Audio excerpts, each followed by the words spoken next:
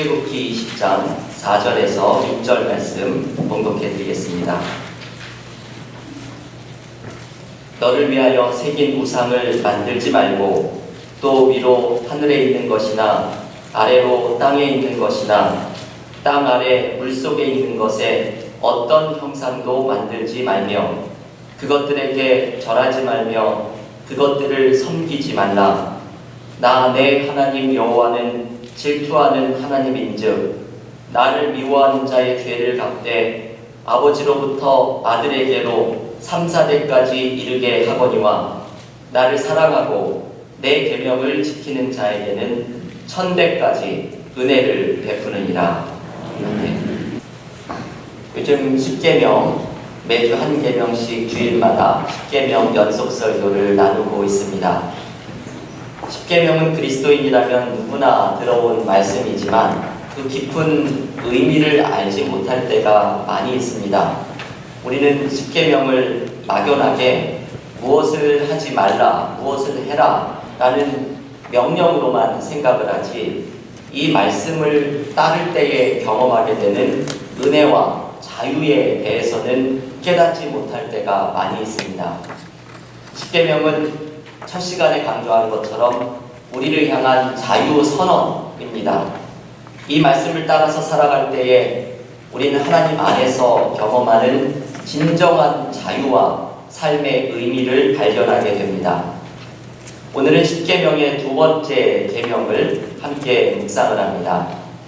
10계명의 제2계명의 골자는 이것이죠. 너를 위하여 새긴 우상을 만들지 말라. 사람들은 이 말씀을 표면적으로 해석하고 적용을 할 때가 많이 있습니다. 어떤 목사님이 이런 말씀을 전해주시는 것을 제가 읽었습니다.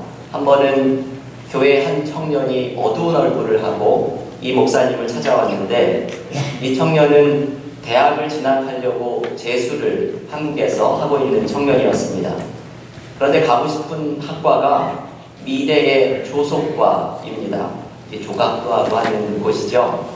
이 청년이 신앙심이 깊은 이모에게 조속과를 지원하려고 준비를 하고 있다 라고 말을 하자 이 이모가 대뜸 하는 말이 아니 우상을 만드는 과를 왜 지원하느냐 라고 당장 그만두라고 야단을 쳤더랍니다. 이 청년의 이모는 무언가를 조각하고 만드는 조속과를 우상을 만드는 과라고 이해를 했습니다. 이러한 이해의 뿌리는 바로 오늘 10계명의 두 번째 계명에서부터 나온 것이죠. 오늘 보면 출애굽기 20장 4절은 이렇게 말을 합니다. 너를 위하여 새긴 우상을 만들지 말고 또 위로 하늘에 있는 것이나 아래로 땅에 있는 것이나 땅 아래 물속에 있는 것에 어떤 형상도 만들지 말며 하나님은 하늘과 땅과 물속에 있는 어떠한 형상도 만들지 말라고 말씀을 합니다. 그런데 이것은 모든 형상이나 조각품을 이야기하는 것이 아니라 하나님을 대신하는 어떤 것을 만드는 것을 의미합니다. 하나님을 대신하는 형상을 만들고 그것을 섬기며 예배하는 것을 의미하죠. 예술가들이 만든 작품까지도 여기에 포함시키라는 것이 아닙니다. 그런데 문제는 여전히 남아있죠. 그러면 하나님을 대신하는 것으로 보이는 모든 것을 우리는 폐기해야 되는가? 기독교 역사 속에서는 한때 이 문제로 심각한 논쟁들이 일어났습니다. 하나님을 대신하는 것처럼 보여지는 성화, 그림이나 조각품들을 반대하는 사람들이 있었습니다. 이 논쟁이 아주 심각했죠. 이들을 성상 숭배 반대자들이라고 이름을 붙였습니다. 요즘은 이런 논쟁의 연장선 속에 있는 것이 십자가를 교회에 걸어놓는 것을 반대하는 교단이 있습니다. 왜냐하면 마치 십자가를 교인들이 무언가 마술적인 힘이 있는 것처럼 십자가를 숭배하고 의지한다고 생각하기 때문입니다. 그런데 여러분, 사실 성화나 십자가는 모두 상징이죠. 상징은 그것이 지시하려고 하는 대상을 드러내 보여줄 뿐이지 상징 자체가 사실은 중요한 것은 아닙니다. 이렇게 상징의 의미를 모르고 상징 자체를 숭배하는 사람들도 문제이지만, 그렇다고 이 상징이 가진 힘을 포기해버리고 상징 자체를 모두 거부해버리는 것 또한, 이것 또한 심각한 문제입니다. 이 모든 것이 십계명의 제2계명과 연결이 된 것이죠. 교회 밖으로 눈을 돌리면 이 문제는 더욱더 심각해집니다. 십계명의 제2계명에 충실한 어떤 그리스도인들은 남의 사찰에 몰래 들어가서 불쌍히 목을 잘고 단군 신상이나 장승을 넘어뜨리고 훼손시킵니다. 이러한 무관용, 경직된 보수주의의 뿌리에는 십계명의 두 번째 계명이 놓여 있습니다. 여러분, 이러한 모든 일들은 이 두 번째 계명에 담긴 깊은 의미를 붙잡으려고 하지 않고 문자적인 의미에만 머무르기 때문에 일어나는 일들입니다. 그런데 십계명의 두 번째 계명을 우리가 깊이 묵상하면 어떤 눈에 보이는 우상을 거부하고 말고의 문제를 넘어서서 보다 근본적인 우상의 문제가 우리에게 있다는 것을, 이것을 지적하고 있다는 것을 깨닫게 됩니다. 십계명의 두 번째 계명에서 우리는 세 가지의 메시지를 들을 수 있어야 합니다. 첫 번째, 인간은 하나님을 통제하려는 성향을 가지고 있다는 것을 깨달아야 합니다. 우상을 만든다는 것이 정확히 이런 의미이죠. 천지를 창조하신 광대하고 무한한 하나님을 이 세상의 좁고 작은 그 어떤 형상으로 바꾸어 버리는 것입니다. 이것은 무한한 하나님을 우리가 만들어낸 형상에 가두려고 하는 것입니다. 우리의 생각과 기대를 언제나 넘어서는 신비한 하나님을 나의 작은 이해 속에 통제하려고 하는 행위입니다. 강영한 교수의 십계명 강의라는 책에는 이 대목을 묵상하면서 앤소니 드멜로의 우화를 하나 소개합니다. 이런 이야기죠. 코끼리가 어느 날 연못에서 목욕을 하고 있었는데 생쥐가 한 마리 찾아와서 코끼리에게 자꾸 그 연못에서 나와보라고 말을 합니다. 귀찮은 코끼리가 왜 그러냐고, 나 몸집도 커서 움직이기 힘든데 왜 자꾸 나오라고 하느냐고 말을 하지만 생쥐는 계속해서 할 말이 있으니까 한번 나와보라고 귀찮게 굽니다. 생쥐가 또 귀찮게 굴어서 코끼리가 연못을 다 나가지는 않고 연못가로 가까이 다가왔습니다. 그랬더니 생쥐가 코끼리 귀에 대고 이렇게 말을 합니다. 너 혹시 내 수영복 입고 있지 않니? 이게 이야기의 끝입니다. 좀 실소를 자아내게 하는 이야기이죠. 생쥐는 혹시 코끼리가 자기 수영복을 입고 있지는 않나, 잃어버린 수영복을 찾으면서 그런 상상을 했던 것이죠. 그런데 여러분, 이 말, 코끼리가 생쥐의 수영복을 입을 수 있으리라는 상상은 말도 되지 않는 상상입니다. 그런데 우리가 하나님을 대신하는 우상을 만드는 것이 정확히 이와 같습니다.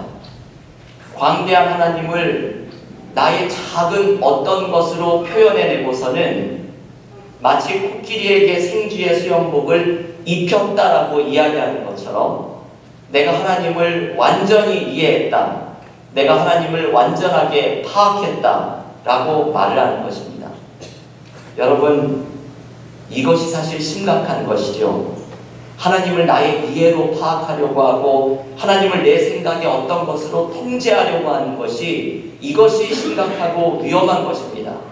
어떤 물건이나 어떤 물건이 우상이냐 아니냐 논쟁하는 것이 중요한 것이 아니라 십자가를 교회 앞에 걸어야 되느냐 안 걸어야 되느냐 논쟁하는 것이 중요한 것이 아니라 우리의 매일의 일상 속에서 하나님을 내가 만든 좁은 이해 가운데 가두어두려 하고 통제하려고 하는 것이, 그 우리의 모습이 더욱더 심각한 것입니다. 여러분, 하나님을 통제하려고 하는 인간의 이 모습은 우리의 일상 속에서 매일같이 일어납니다. 하나님을 내가 원하는 것 속에 가두어 놓고 하나님을 나의 고집 속에 가두어 놓고 그것이 하나님이라고, 이것이 하나님의 뜻이라고 이야기하는 일은 오늘도 내 삶 속에서 일어납니다. 자신의 보수적인 정치적인 성향을 표현하면서도 이것이 마치 하나님의 뜻인 것처럼 이야기하는 분들을 주변에서 보게 됩니다. 어떤 분들은 내가 하나님을 보았다, 내가 하나님의 음성을 들었다 이야기하면서 여기에 그치지 않고 다른 사람이 만난 하나님을 재단하고 통제하려고 하는 분들도 쉽게 봅니다. 이렇게 하나님을 왜곡하고 통제하려고 하는 사람들을 향해서 하나님은 오늘 십계명을 통해서 이렇게 말씀하십니다. 너를 위하여 새긴 우상을 만들지 말아라. 교회 여러분, 하나님을 나의 좁은 소견에 가두어 두려는 노력을 포기하십시오. 나의 고집과 생각을 하나님의 뜻이라고 이야기하는 우상을 버리십시오. 그리고 넓고 광대하신 하나님을 만나십시오. 이때 우리는 하나님 안에 있는 진정한 자유를 경험하게 될 것입니다. 두 번째, 우리가 이렇게 우상을 만들어내는 이유를 하나님은 오늘 십계명에서 너를 위하여 라고 꼬집어서 말씀하십니다. 이것이 본문 4절의 시작에 등장하죠. 너를 위하여 새긴 우상을 만들지 말라. 십계명에 등장하는 출애굽기는 이 뒷장에 의미심장한 사건이 하나 등장합니다. 모세가 시내산에서 십계명을 받고 있는 바로 그 순간에 시내산 아래에서 이스라엘 백성들이 금송아지를 만들어서 예배하는 사건입니다. 이들이 금송아지를 만든 이유를 출애굽기 32장 1절에서는 이렇게 이야기합니다.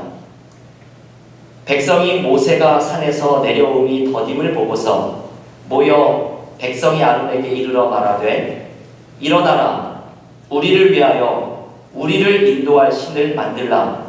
이 모세 곧 우리를 애굽 땅에서 인도하여 낸 사람은 어찌 되었는지 알지 못함이니라. 여러분, 이 말씀에서도 우리를 위하여 라는 표현이 등장을 하죠. 모세가 십계명을 받기 위해 시내산에 올라가서 40일을 머무르는 동안 이스라엘은 모세를 통해서 들었던 하나님의 말씀도 듣지 못하고 하나님의 인도하심도 경험하지 못합니다. 마치 하나님이 사라져버린 것 같은 불안함을 경험한 것이죠. 그러자 이들은 아론에게 하나님을 대신할 금송아지를 만들라고 이야기합니다. 무언가 나의 마음에 안정을 줄 눈에 보이는 어떤 것을 만들어내라는 요청입니다. 우리가 하나님을 통제하는 우상을 만들어내는 것은 정확히 이런 이유 때문입니다. 나를 위해서이죠. 나를 위해서 눈에 보이지 않는 하나님을 눈에 보이는 무언가로 만들고 싶어 합니다. 그것이 나에게 안정감을 주기 때문입니다. 우리는 신앙생활에서 눈에 보이는 어떤 것, 감정적으로 뜨거운 체험을 하는 어떤 것, 이것을 찾아다닐 때가 많이 있습니다. 물론 신앙은 체험하는 것이죠. 하지만 신앙이 눈에 보이는 것을 체험하는 것만을 쫓아다니다 보면 보다 깊은 믿음으로 성장하지를 못합니다. 믿음은, 여러분 이것을 기억하십시오. 믿음은 때로 하나님께서 내 삶에서 사라진 것 같은 순간에도 하나님이 침묵 속에 나를 붙들고 계시다는 하나님의 선하심을 신뢰하는 것입니다. 이것을 신뢰할 때 우리의 믿음이 자라납니다. 눈에 보이는 증거만을 따라가는 사람은 하나님께서 침묵 속에 내 삶을 붙들고 계실 때에 금송아지를 만들어냅니다. 나를 뜨겁게 하는 것들만 찾아다니다가는 나의 신앙을 현혹하는 것들에 빠지게 됩니다. 나를 위해서 우상을 만든다는 것은 또한 이런 의미를 가지고 있습니다. 내가 원하는 하나님만을 만들어낸다는 뜻입니다. 우리는 나에게 은혜를 주시는 하나님, 나에게 복을 주시는 하나님, 나의 기도에 응답하시는 하나님만을 원할 때가 많이 있습니다.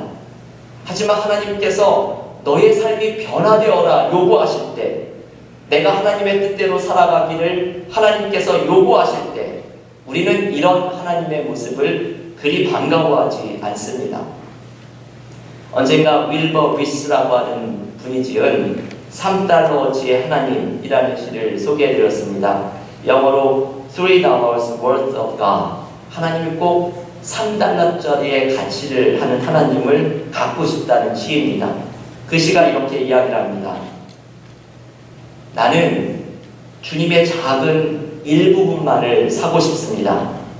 내 영혼을 깨뜨리지 않을 정도만, 나의 수면을 방해하지 않을 만큼만, 나의 인생이 하나님께 사로잡히지 않을 만큼만, 내 죄책감을 조금 누그러뜨릴 만큼이면 됩니다. 나는 3달러어치의 하나님만을 사고 싶습니다. 내 마음을 바꾸지 않아도 될 정도만, 시간이 날 때 교회에 가고 싶은 마음이 들 정도만, 나는 변화를 원하는 것이 아니라 황홀경을 원합니다. 이렇게 3달러어치만 하나님을 살 수는 없을까요? 제발.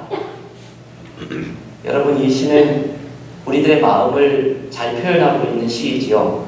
우리는 내가 부담을 느끼지 않을 정도로 내 마음이 적당한 하나님의 위로와 사랑을 느낄 정도만 하나님을 받아들이고 싶어합니다. 그래서 우리는 끊임없이 나를 위하여 하나님을 만들어냅니다. 내가 통제할 수 있고 내가 원하는 것을 주시는 하나님을 시내산 밑에서 만들어냅니다. 그러면서 우리는 시내산 위에 계신 하나님의 뜻대로 솟아오르려고 하지 않고 하나님을 자꾸만 시내산 밑으로 끌어내립니다. 시내산 밑에 내가 만들어 놓은 우상 속으로 하나님을 자꾸로 그렇게 끌어내립니다. 나를 위한 우상은 이렇게 탄생하는 것입니다. 내가 통제할 수 있는 하나님, 내가 원하는 것을 이루어 주시는 하나님을 만들어내려고 하는 인간의 욕망이 나를 위한 우상을 끊임없이 만들어냅니다. 그러나 여러분, 우리의 삶 속에서 새로운 길이 펼쳐지는 순간은 나를 위해 만들어낸 이 우상을 버리고 광대하신 하나님을 새롭게 만나는 순간입니다. 내 삶의 진정한 의미를 발견하는 순간은 시내산에 계신 하나님을 내가 산 밑에 만들어낸 우상으로 하나님을 끌어내리는 것이 아니라 내가 시내산 위에 하나님께로 솟아오를 때 내 삶의 진정한 의미를 발견합니다. 하나님께서 우리에게 말씀하십니다. 너를 위하여 새긴 우상을 만들지 말라. 이 말씀을 경험할 때에 우리의 삶에 새로운 인생의 길이 펼쳐지는 것을 경험하게 될 것입니다. 마지막 세 번째, 오늘 본문에 등장하는 하나님의 모습을 하나 잠시 묵상해야 합니다. 오늘 출애굽기 20장 5절에서는 특별한 하나님의 모습이 등장하죠. 질투하는 하나님입니다. 질투하는 하나님께서 우상을 만드는 자에게 벌을 내리고, 그리고 하나님을 사랑하는 자에게는 자녀손 1000대까지 은혜를 베풀겠다고 말씀합니다. 그런데 이 질투하는 하나님이라는 표현이 우리가 이해하기가 좀 어렵습니다. 하나님도 인간처럼 질투를 하시나? 하나님은 과연 누구에게 질투를 하시나? 하나님이 질투를 하실 정도로 하나님과 동등한 위치에 있는 무엇이 있는가? 우리는 질투하는 하나님이라는 표현 속에서 여러 가지 의문이 마음속에 일어납니다. 저는 이 표현에 담긴 의미를 여러 학자들을 소개해드리고보다 제가 이 질투하는 하나님에서 경험한 하나님의 모습을 한 가지를 소개해드리려고 합니다. 이 표현은 하나님의 마음을 표현하려고 하는 것이죠. 질투하는 하나님의 중심에 있는 것은 우리를 살리시려는 하나님의 사랑입니다. 여러분, 질투는 기본적으로 사랑에서부터 출발하는 마음입니다. 사랑이 없으면 질투도 생기지 않고 관심도 생기지 않습니다. 여러분들께서도 잘 아시죠? 부부관계에 문제가 생기면 부부가 서로 부부싸움이라도 하고 있으면 그 부부에게는 아직은 희망이 있는 것입니다. 어느 날 부부가 서로를 바라보면서 저 사람이 무슨 일을 해도 이제 상관이 없다, 이렇게 담담하고 차가운 마음이 들게 되면 이것이 정말 위험한 것입니다. 질투는 사랑에서부터 출발하는 마음입니다. 그래서 하나님이 질투하신다라는 이 말씀이 상징하는 것은 우리를 안타깝게 여기시는 하나님의 사랑을 강조하려고 하는 표현입니다. 하나님께서는 알고 계시죠? 우리가 나를 위해 만들어낸 우상을 향해 달려나갈 때에 인생의 무의미를 경험하게 될 것을 아십니다. 우리가 하나님이 아닌 다른 우상, 돈의 우상, 명예의 우상, 심지어는 믿음의 우상, 이것은 내가 하나님을 통제하려는 것, 내가 원하는 것만을 주시는 하나님에 대한 믿음입니다. 이러한 모든 우상을 향해 달려나가고 매여 있을 때 내가 언젠가는 삶의 낭패감을 맛보게 될 것이라는 것을 하나님은 잘 알고 계십니다. 그래서 하나님은 내가 만든 모든 우상을 넘어서서 광대하신 하나님을 붙잡을 때 경험하는 삶의 의미와 행복을 발견하기를 원하십니다. 나의 좁은 소견으로 삶을 바라보는 이 우상에 매여있는 삶이 아니라 하나님의 시각으로 삶을 바라볼 때 경험하는 새로운 은혜, 새로운 미래를 향해서 나아가기를 하나님은 원하십니다. 이것이 질투하시는 하나님에 담겨있는 안타까운 하나님의 마음입니다. 그래서 여러분, 앞으로 성경을 읽으시면서 질투하는 하나님이 등장을 하면 이렇게 한번 바꿔서 읽어보십시오. 사랑으로 살리려는 하나님, 사랑으로 나를 살리려는 하나님. 이 질투하는 하나님을 이렇게 바꾸어서 읽으면 본문이 무엇을 가르쳐 주려고 하는지 더욱더 이해가 됩니다. 사랑하는 교우 여러분, 오늘 십계명의 두 번째 계명에서 하나님은 우리에게 너를 위하여 새긴 우상을 만들지 말라 말씀하십니다. 이것은 하나님을 위한 계명이 아니라 사실은 우리를 위한 계명입니다. 하나님을 통제하려는 노력을 포기하고 내가 원하는 하나님만을 믿으려는 모습도 내려놓고 광대하신 하나님께로 솟아오를 때에 우리는 이 무한하신 하나님께서 열어주시는 새로운 가능성과 하나님 안에서 발견하는 인생의 의미를 발견하게 될 것입니다. 오늘 십계명 두 번째 계명을 붙잡고서 내 삶의 모든 우상을 버리고 살아계신 하나님을 만나는 축복이 교회 여러분의 가정과 일터에 넘치기를 간절히 축원합니다. 하나님, 오늘 십계명의 두 번째 계명, 너를 위하여 새긴 우상을 만들지 말라 말씀하시는 하나님의 음성 속에서 우리를 향한 하나님의 안타까운 사랑의 마음을 경험합니다. 우리의 삶 속에서 광대하고 무한하며 나의 생각과 기대를 언제나 넘어서시는 신비한 하나님을 내 삶의 작은 것으로 바꾸어버리고 내가 하나님을 이해했다고 이야기하고 나의 뜻을 하나님의 뜻이라고 이야기하는 내가 하나님을 통제하려는 모든 우상을 벗어나서 광대하신 하나님께로 나아가는 축복이 우리 모두에게 펼쳐지게 하여 주시옵소서. 내가 원하는 하나님만을 믿으려고 하는 나를 위하여 만들어내는 하나님을 모두 벗어버리고 하나님께서 내 삶에 무엇을 원하시는지, 내 삶에 어떠한 변화를 하나님은 요구하시는지 하나님의 시내산 위에 뜻 가운데로 솟아오르는 자들이 되게 하여 주시사 그 속에서 발견하는 하나님이 열어주시는 새로운 길과 삶의 의미를 붙잡고 나아가는 믿음의 교우들 모두 되게 하여 주시옵소서. 예수님의 이름으로 기도하옵나이다.